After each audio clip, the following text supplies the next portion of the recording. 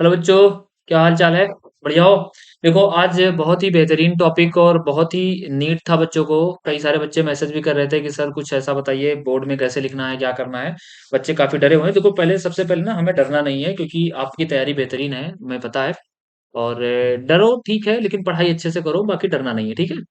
तो आज हमारा जो टॉपिक है वो है how to write exam copy like topper. Exam copy हम टॉपर के जैसे कैसे लिखेंगे? टॉपर जो होते हैं ना, वो कैसे लिखते हैं उनके जैसे। देखो, मैं बता दूं आपको कि कंटेंट आपका जानना आपके अच्छे मार्क्स ला पाएगा, ये कोई जरूरी नहीं है। आप कैसे वहां रिप्रेजेंट करते हो कॉपी में, वो आपके नंबर दिलाएगा, क्योंकि कॉपी आपकी जा रही है एग्जामिनर के पास, आप नहीं जा रहे हो। तो आप कितना जानते हो, इससे कोई फर्क नहीं पड़ता। आप कॉपी में कितना लिखे हो, नंबर आपको वही दिलाएगा। तो कॉपी का लिखना बहुत मस्ट है और अच्छी तरीके से लिखा हुआ होना चाहिए। मैं आपके लिए टॉपर्स की कुछ कॉपीज भी लेकर के आया हूं, जो कि आपको दिखाऊंगा कि टॉपर्स कैसे लिखते हैं, जिनको फुल मार्क्स मिले हुए हैं, ठीक है। उस तरह से आपको भी लिखना है। तो बच्चों, उससे पहले हम थोड़ा सा डिस्कस करते हैं। कुछ बच्चों के क्वेरीज होते हैं कि सर ये बताइए, क्या राइटिंग वहां मैटर करता है, कि राइटिंग अच्छा है या बुरा है? अच्छे राइटिंग पे अच्छे मार्क्स। देखो बेटा, राइटिंग वहां कोई मैटर नहीं करता है, ठीक है। राइटिंग कोई मैटर ही नहीं करता है। आप इस तरह लिखो कि जो पढ़ने में आ जाए, है ना, रीडेबल हो। अगर पढ़ने में नहीं आ रहा तो सीधी सी बात है कि नंबर आपके कटेंगे ही कटेंगे। इसलिए रीडेबल होना चाहिए। अगर रीडेबल है तो नंबर आपके नहीं कटेंगे, राइटिंग पर बहुत ज्यादा फर्क नहीं पड़ने वाला है, ठीक है। दूसरा, कुछ बच्चे कह रहे हैं सर टाइम मैनेजमेंट बहुत जरूरी है, नेसेसरी है, क्योंकि भैया टाइम अगर आप मैनेज नहीं कर पाते हो, पता चला जब आपके पास समय था आप 2 घंटे में 20 मार्क्स का कर पाते हो, है ना, और फिर 1 घंटे में सोच रहे हो कि बाकी के 50 मार्क्स कर देंगे। नहीं हो पाएगा। टाइम मैनेजमेंट करने के लिए आपको सबसे पहले चाहिए कि जो हाई स्कोरिंग क्वेश्चन है, जो जिनके क्वेश्चन 5 नंबर के 4 नंबर के हैं, उन क्वेश्चन को सबसे पहले करो। फिर 1 नंबर 2 नंबर जो बचे हुए उनको बीच में कर लेना या फिर लास्ट में कर लेना। लेकिन टाइम मैनेज करना बहुत जरूरी है, क्योंकि यहाँ पर लगता है कि 3 घंटे बहुत ज्यादा होते हैं। जब आप एग्जाम हॉल में जाएंगे तो आपको पता चलेगा कि 3 घंटे मतलब कुछ नहीं होता है। 3 घंटे आप बैठे बैठे बिता दोगे, पता ही नहीं चलेगा 3 घंटे कब बीत गए बच्चों, है ना।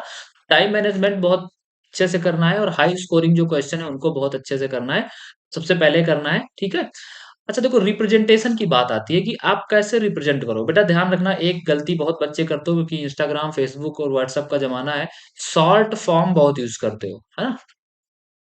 इसको बोलते हो बिटवीन, और भी मतलब कई तरीके से है ये। इस तरह से टीबी, है ना, मतलब बहुत सारे ऐसे शॉर्ट फॉर्म आप यूज करते हो। आपको लगता है कि समझ जाएगा सामने वाला, चैटिंग करते समय आपके सामने वाला समझ भी जाता है, दोस्त समझ भी जाते हैं, लेकिन एग्जामिनर नहीं समझ पाता। तो वहां बेटा शॉर्ट फॉर्म किसी भी हाल में यूज मत करना, नहीं तो नंबर कट जाएंगे, ठीक है। दूसरा दूसरा क्या करना है कि आप वहां पर कोशिश करो कि चीजों को डायग्रामेटिकली जो है उसको रिप्रेजेंट करने की, डायग्राम वगैरह बना करके रिप्रेजेंट करें। जैसे मान लो ग्राफ आ गया, तो ग्राफ वहां प्रॉपर बनाओ, ठीक है, प्रॉपर बनाओ लिखने से ज्यादा। दूसरी बात, रिएक्शन मान लो आएगा केमिस्ट्री में, तो रिएक्शन वहां पर लिखो, है ना। ये नहीं कि लैंग्वेज में समझाओ, लैंग्वेज नहीं भी लिखोगे तो चलेगा। लैंग्वेज लिखने की कोई जरूरत नहीं है। जैसे कोई रिएक्शन पूछा, कुछ बच्चे क्या करते हैं, Wurtz reaction is when in the presence of dry ether sodium react, इस तरह से लिखते हैं ना, तो वो कोई मतलब नहीं है। तुम सीधा रिएक्शन लिखो, बात खत्म, रिएक्शन के पूरे मार्क्स आपको मिल जाएंगे, ठीक है। आप रिएक्शन लिख रहे हो तो रिएक्शन में लैंग्वेज लिखने की जरूरत नहीं है। अगर मैकेनिज्म पूछा गया तो मैकेनिज्म लिखो, अन्यथा रिएक्शन लिख करके चुपचाप वहां से हट लो। तो इस तरह से आप कॉपी को रिप्रेजेंट करोगे। अब बच्चों, अगर हम बात करें कि आखिर में रिप्रेजेंटेशन के अलावा क्या चाहिए, तो आपको चाहिए सीक्वेंस। क्या चाहिए बच्चों? सीक्वेंस चाहिए। सीक्वेंस का मतलब क्या है? कुछ बच्चे क्या गलती करते हैं, सेक्शन ए लिखा, सेक्शन ए का पहला क्वेश्चन, दूसरा क्वेश्चन, फिर सेक्शन बी, सेक्शन बी का चौथा क्वेश्चन, फिर सेक्शन ए का तीसरा क्वेश्चन। ये बहुत गलत आदत होती है, इससे एग्जामिनर ना इरिटेट हो जाता है, आपके नंबर पक्का काट देगा। आप क्या करो, पहले सबसे पहले पूरा पेपर केयरफुली रीड करो, फिर देखो कि किस सेक्शन से आपको अच्छे क्वेश्चन आते हैं, वो सेक्शन ऊपर डालो। ऑनेस्टली कोई जरूरी नहीं कि सेक्शन ए ही डालो, सेक्शन डी डाल दो, सेक्शन ई डाल दो, सेक्शन सी डाल दो, कोई दिक्कत नहीं है। लेकिन जो ज्यादा आते हैं वो डालो। फिर उनके क्वेश्चन अटेम्प्ट करने की कोशिश करो, जितने आते हैं उतने अटेम्प्ट करने की कोशिश करो। एक चालाकी थोड़ा सा बरतना, कि आपको जो क्वेश्चन आता है वही जो शुरू के 3 to 5 पेज हैं आप में, कॉपी के 3 से लेकर के 5 पेज तक जो आपके पेज हैं, उनमें कोशिश करो सही और अच्छा कंटेंट हो, क्योंकि फर्स्ट इज लास्ट इंप्रेशन होता है बेटा। कॉपी आपकी चेक हो रही है, पहले 4 पेज में अगर एग्जामिनर खुश हो गया, तो आगे के लास्ट पेज में तो नंबर देता चला ही जाएगा। तो आपको ध्यान रखना है, सीक्वेंस नहीं छोड़ना है। सीक्वेंस का मतलब अगर सेक्शन ए डाला है, तो सेक्शन ए का पहला क्वेश्चन अब यहाँ पर सेक्शन आंसर नंबर 8 मत लिख दो। सेक्शन ए का पहला क्वेश्चन लिखा, तो सेक्शन बी का, सॉरी, सेक्शन ए का दूसरा क्वेश्चन यही होना चाहिए। सेक्शन ए का तीसरा क्वेश्चन यही होना चाहिए, है ना? इस तरह से सीक्वेंस नहीं छोड़ना है। अगर सीक्वेंस आप छोड़ दोगे तो दिक्कत होगी। नेक्स्ट है कटिंग। बेटा कटिंग को अलाउड तो है, कटिंग करने कर सकते हो, लेकिन कटिंग कोशिश करो अवॉइड करने की। क्योंकि कटिंग जब आप करते हो ना, तो आप वो वाली कंडीशन हो जाती है, आ बैल मुझे मार, मतलब आप दिखाते हो एग्जामिनर को, देखो हमने गलत किया, आओ देखो, है ना? तो कटिंग अगर मान लो गलती हो भी जाती है, तो एक बार ऐसे खींच करके काट दो, ऐसे, है ना? एक बार लाइन करके ऐसे काट दो, ऐसे मान लो लिखा हो ऐसे काट दो, या 2 बार कर दो, लेकिन घुचपुचाओ नहीं ऐसे, ठीक है? घुचपुचाने से क्या होता है, वो आपका बहुत बैड इंप्रेशन जाता है, कॉपी सही नहीं लगती है, उससे एग्जामिनर का मूड खराब होता है, आपके नंबर काट देता है। ये बात ध्यान रखना है, ठीक है? अब देखो इसने कितना अच्छा लिखा है। नेक्स्ट बात ये है कि बेटा जब आपका एक क्वेश्चन पूरा हो जाए, तो दूसरे क्वेश्चन के लिए एक लाइन का जरूर गैप करो। ये नहीं, कुछ बच्चे क्या करते हैं, यहाँ पे क्वेश्चन आपका कंप्लीट हुआ, यहाँ पे क्वेश्चन आपका कंप्लीट हुआ, यहाँ से आंसर 4 और यहीं से लिखना शुरू कर दिए। ऐसे में क्या होता है, एग्जामिनर उनको अलग ही नहीं कर पाता है, ठीक है? उनको अलग ही नहीं कर पाता है, और फिर क्या करता है वो, आपकी वो भी कॉपी चेक करता चला जाता है। तो इसलिए ध्यान रखना है कि एक लाइन या 2 लाइन कम से कम छोड़ करके नेक्स्ट क्वेश्चन फिर स्टार्ट करना है। तो लाइन मतलब इससे ना आपका अलग हो जाए, अलग-अलग हो जाए क्वेश्चन, ये नहीं एक ही में मिला हुआ सब दिख रहा है, ठीक है? सारे क्वेश्चन अलग हो जाएँ।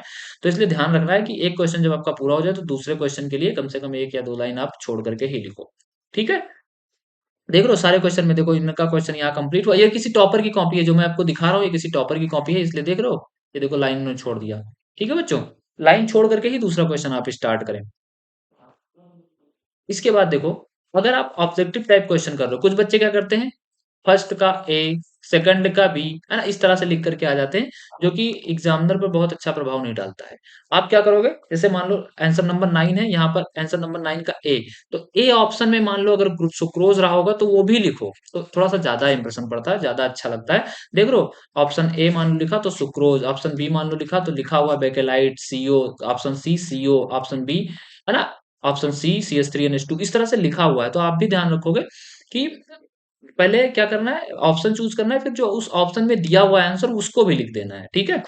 अच्छा, अब हम बात करते हैं असर्शन रीजन की। देखो असर्शन रीजन में सिर्फ ऑप्शन लिखना कंपलसरी नहीं है। देखो assertion wrong wrong, reason correct, assertion wrong, reason correct, ऐसे लिख दो ये तो थोड़ा सा ज्यादा अच्छा, या फिर assertion and reason both are correct, है ना? इस तरह से लिख दोगे अगर, तो ज्यादा अच्छा लगेगा। सिर्फ ABCD लिख करके मत आ जाना, है ना? तो इस तरह से आप ऑब्जेक्टिव टाइप के क्वेश्चन सॉल्व करोगे। अगर हम बात करते हैं न्यूमेरिकल की बेटा, देखो सबसे पहले तो आपको मैंने बताया कि दूसरा आंसर शुरू करने से पहले बीच का एक लाइन छोड़ना है आपको, जिसको वो डिफरेंशिएट हो सके, क्वेश्चन दोनों अलग अलग हो सके। दूसरा देखो, इसके बीच में देखो क्या कहीं कटिंग है, एक भी कटिंग नहीं करना है तुम्हें।